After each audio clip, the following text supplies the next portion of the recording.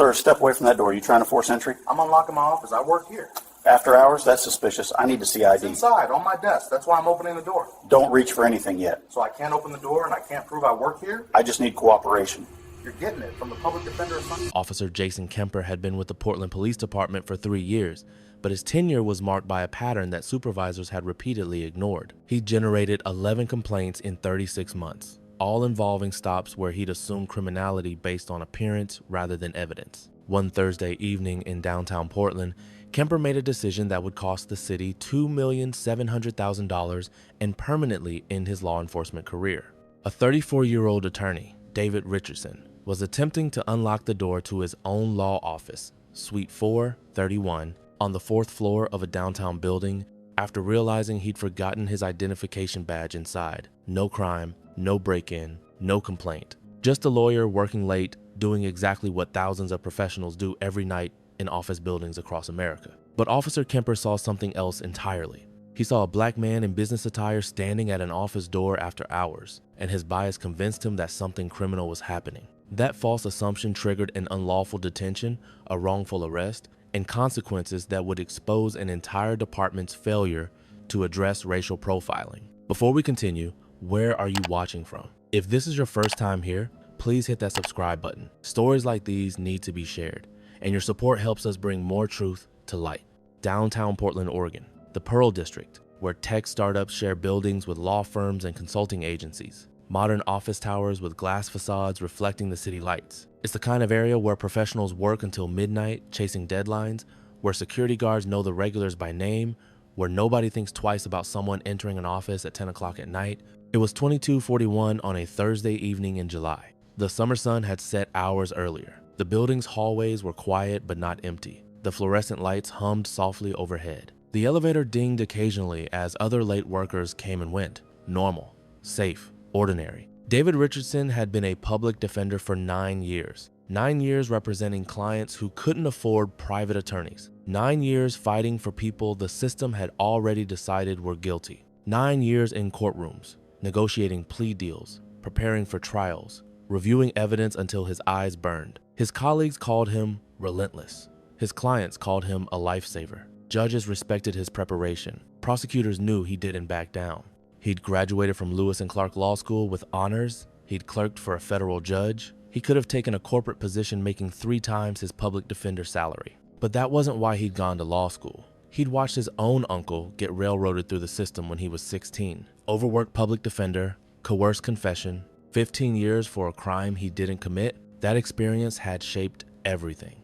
So David had chosen public service. He'd chosen to represent the people who needed him most. And he'd opened his own practice 2 years earlier, handling criminal defense work on a sliding scale, taking cases that other attorneys wouldn't touch because they weren't profitable enough. His office was Suite 431 inches, a mid-rise building on Northwest 10th Avenue. Small space, 1 room, a desk, 2 client chairs, filing cabinets packed with case files. His law degree hanging on the wall next to his bar admission certificate. It wasn't glamorous, but it was his. That evening, he'd been working on a motion to suppress evidence for a client whose 4th Amendment rights had been violated during a traffic stop. The irony wouldn't be lost on him later. He'd worked until his eyes couldn't focus anymore. Just after 22:30, he'd packed his laptop into his messenger bag, grabbed his suit jacket, and headed for the elevator. He was wearing charcoal gray slacks, a white dress shirt with the sleeves rolled up, and black leather shoes. His messenger bag hung across his shoulder. He looked exactly like what he was, a professional finishing a long day at the office. He'd gotten to the elevator, pressed the button, waited, and then he'd realized his employee ID badge was still sitting on his desk. He needed it to get into the parking garage. Without it, he'd be locked out, unable to access his car, so he'd turned around and walked back down the hallway to Suite 431. He'd pulled out his keys, selected the office key, inserted it into the lock.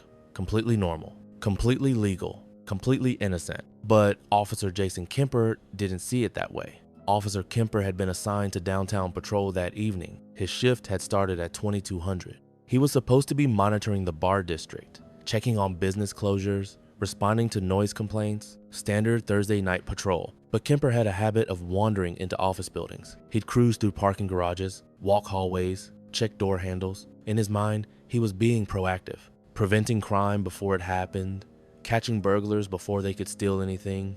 His supervisors had never told him to stop. In fact, they'd praised his initiative. Kemper had made 6 arrests for trespassing in his 3 years on the force. Never mind that 4 of those arrests had been thrown out because the people he detained actually worked in the buildings. Never mind that the other 2 had resulted in complaints about excessive force. The department counted them as wins, proactive policing, prevention. That evening, Kemper had entered the building on Northwest 10th without any call for service, no alarm, no complaint, no reason. He just walked in through the unlocked lobby and taken the elevator to the 4th floor. He'd stepped out into the hallway and immediately saw David Richardson standing at the door to suite 431, key in hand, unlocking his own office. And in that moment, Officer Jason Kemper's bias took over. He saw a black man in business attire at an office door after hours. In Kemper's mind, that could only mean one thing. This wasn't a professional working late. This was a burglar in disguise. Someone trying to break into an office and steal computers, files, valuables. Kemper didn't consider that the man had a key. He didn't consider that the man was dressed professionally. He didn't consider that there might be a completely innocent explanation. He just acted. You think officers should be allowed to enter private buildings without cause? Drop your answer below. Officer Kemper walked quickly down the hallway toward David, his hand moving to his belt, his voice loud and authoritative. "Sir, step away from that door." The command echoed in the quiet corridor. David turned, surprised. He saw the uniform, the badge, the aggressive posture. He'd been through this before. Not often, but enough to know how it could go wrong. "Good evening, officer," David said calmly, his hands visible, the key still in the lock. "What can I do for you? You trying to force entry?" Kemper's tone was accusatory, confrontational. David blinked. "Force entry? I'm unlocking my office. I work here." After hours, Kemper stepped closer. "That's suspicious. I need to see ID." David felt the familiar weight of frustration settling over him. "It's inside, on my desk. That's why I'm opening the door. I forgot it when I left a minute ago." Kemper's eyes narrowed. Don't reach for anything yet. And there it was. The moment when a completely innocent action became criminalized. David Richardson, a licensed attorney, standing at his own office door with his own key, was being treated like a suspect because Officer Kemper couldn't imagine that a black man might belong there. "So, I can't open the door," David said, his voice steady but edged with controlled anger. "And I can't prove I work here? I just need cooperation," Kemper replied, as if that explained everything. David looked directly at the body camera on Kemper's chest. "You're getting it," he said quietly, from the public defender assigned to this building. The statement should have made Kemper pause, should have made him reconsider, should have triggered some recognition that he might be making a mistake, but it didn't. Because in Kemper's mind, criminals claim to be everything: lawyers, doctors, business owners. It was a deflection tactic, a way to avoid accountability. This is where bias becomes dangerous. Officer Kemper had already decided what he was looking at. A black man at an office door after hours wasn't a professional working late. It was a crime in progress. And no amount of explanation was going to change his mind. "I need you to step away from the door and put your hands where I can see them," Kemper said, his hand now resting on his service weapon. David's jaw tightened. He'd spent 9 years in courtrooms arguing about unlawful stops, unreasonable searches, violations of constitutional rights, and now he was living it. "Officer," David said, keeping his voice controlled, "my name is David Richardson. I'm an attorney. This is my office, Suite 431. My name is on the door. My bar card is inside on my desk. I have a key because I own this practice. You're stopping me without probable cause." Kemper moved closer. "I'm investigating suspicious activity." "What suspicious activity?" David's voice was louder now, frustration breaking through. "I'm unlocking a door with a key. That's not suspicious. That's normal. At this time of night, in an office building?" "Yes," David said emphatically. "Attorneys work late. That's what we do." "Look at the door. The sign says David Richardson, attorney at law. That's me." Kemper glanced at the small placard on the door. Suite 431, David Richardson's office. But instead of backing down, instead of apologizing for the misunderstanding, Kemper doubled down. "I still need to verify your identity." "Then let me open the door so I can show you my ID," David said, his patience wearing thin. "No, you're not going inside until I can confirm you have a right to be here." "This is insane," David said, shaking his head. "You're detaining me for entering my own office." "Turn around and put your hands behind your back," Kemper ordered. David's eyes widened. "You're arresting me? I'm detaining you pending verification." "Verification of what?" "I've told you who I am. I've told you this is my office. I have a key. What more need? Kemper reached for his handcuffs, turned around, and in that moment, David Richardson, a public defender who'd spent his entire career fighting against this exact kind of abuse, had to make a choice. Comply with an unlawful detention and let the system violate him, or resist and risk escalation. He chose to comply because he knew what happened to black men who didn't. Should attorneys be immune from wrongful stops in their own workplaces? Let me know what you think. David turned slowly, his hands raised. I'm complying under protest, he said clearly. For the body camera, this is an unlawful detention. I'm an attorney entering my own office. You have no probable cause, no reasonable suspicion, and I'm gonna file a complaint the moment you release me. Kemper pulled David's arms behind his back and snapped the handcuffs on. The metal bit into David's wrists. The indignity burned deeper than the physical discomfort. This is what racial profiling looks like when it's backed by a badge. A black attorney in his own building, at his own office, with his own key, being handcuffed because an officer couldn't conceive that he belonged there. A door opened down the hallway. Another attorney, Sarah Chen, who worked 2 suites over, stepped out. She'd heard the raised voices. "David?" she called out, confused. "What's going on?" David turned his head toward her. "Sarah, I'm being arrested for trying to enter my office." Sarah walked quickly toward them. "Officer, that's David Richardson. He's a public defender. That's his office. He works here every day." Kemper barely looked at her. "Ma'am, step back. This is police business." "Police business?" Sarah's voice rose. "He's been in that office for 2 years. I've worked with him on cases. This is ridiculous." "Ma'am, I'm not going to ask again. Step back." Sarah pulled out her phone and started recording. "I'm calling building security and the bar association. This is harassment." Kemper radioed for backup. "Dispatch, this is Unit 15. I need another unit at 1040 Northwest 10th Avenue, 4th floor. Possible trespassing arrest. Also have an uncooperative witness on scene." Within minutes, a second patrol car arrived. Officer Linda Torres stepped off the elevator. She'd been on the force for 12 years. She'd worked with Kemper before, and she'd learned not to trust his judgment. "What's the situation?" Torres asked. Kemper gestured toward David. "Caught this individual attempting to break into an office. He claims he works here, but has no ID." Torres looked at David, then at the door, then at the sign that clearly read David Richardson's office. "Kemper," she said quietly, "his name is on the door. Could be coincidence, or he could be using a stolen key." Torres walked over to Sarah, who was still recording. "You know this man?" "Yes," Sarah said immediately. "That's David Richardson. He's an attorney.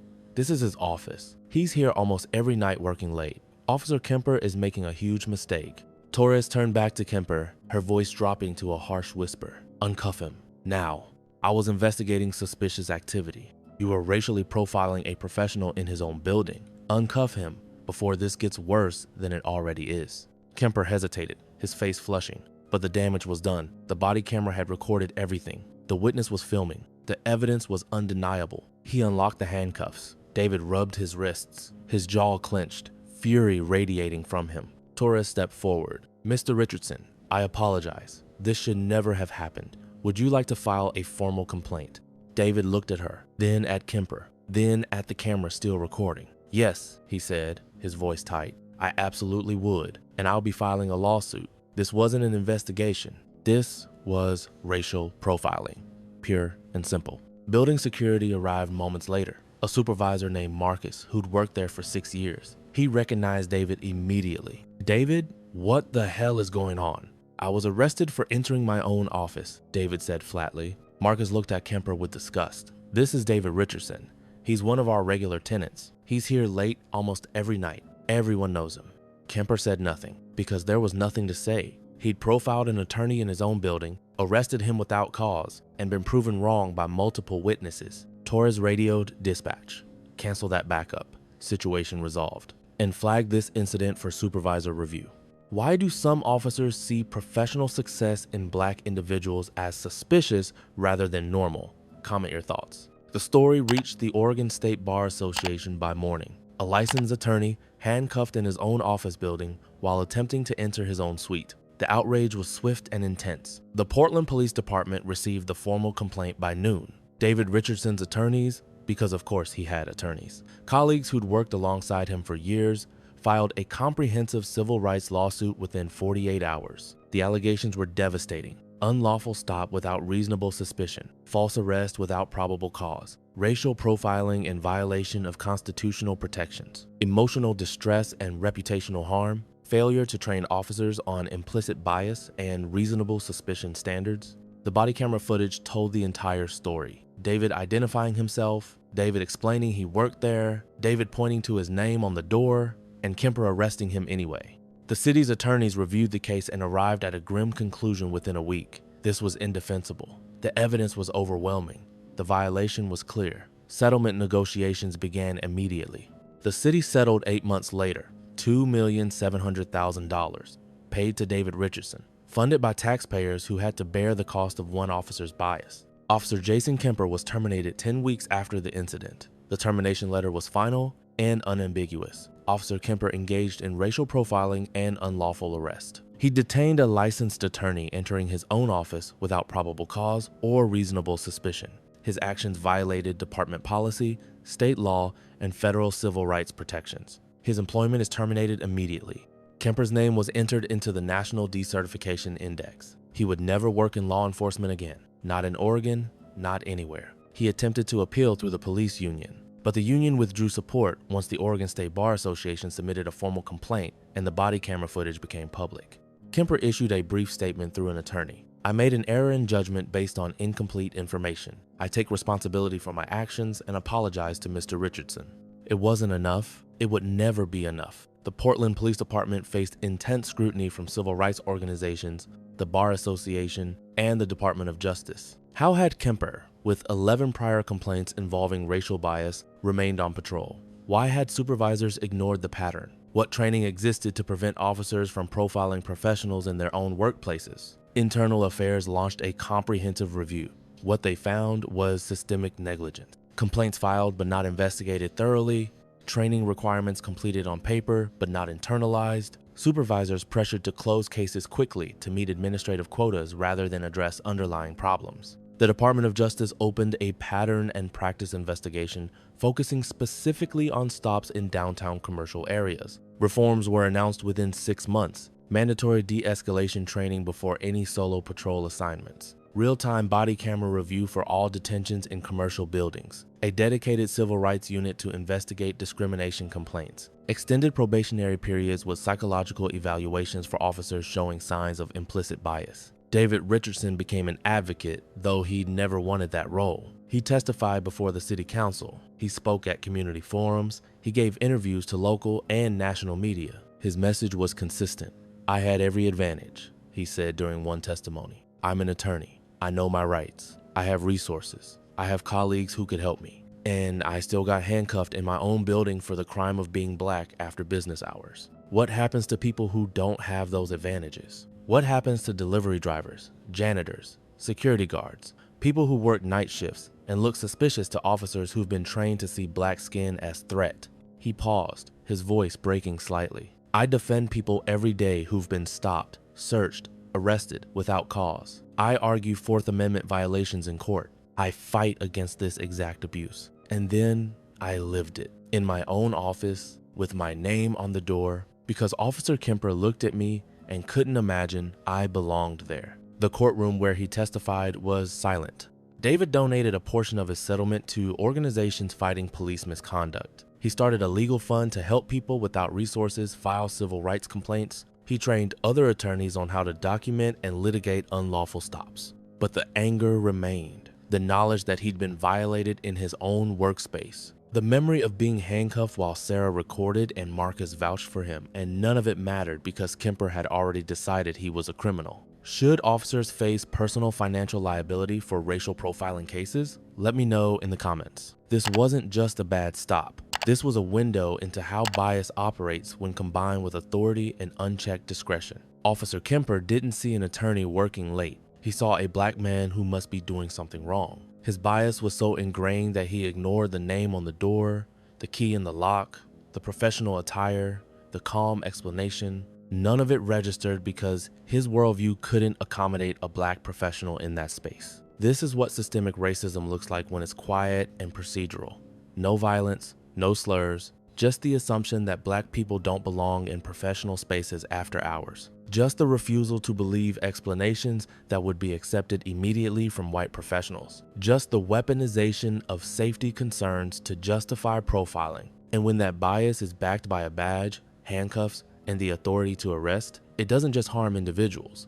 It reinforces the message that success, education, and professional accomplishment don't protect you from being seen as suspicious. It tells black professionals that they'll always have to prove they belong, even in their own offices. Jason Kemper's career is over. That's accountability. The city paid $2,700,000. That's justice, at least financially. But money doesn't undo the trauma. It doesn't erase the humiliation of being handcuffed in front of colleagues. It doesn't restore the sense of safety in your own workplace. The real question is, what changes now?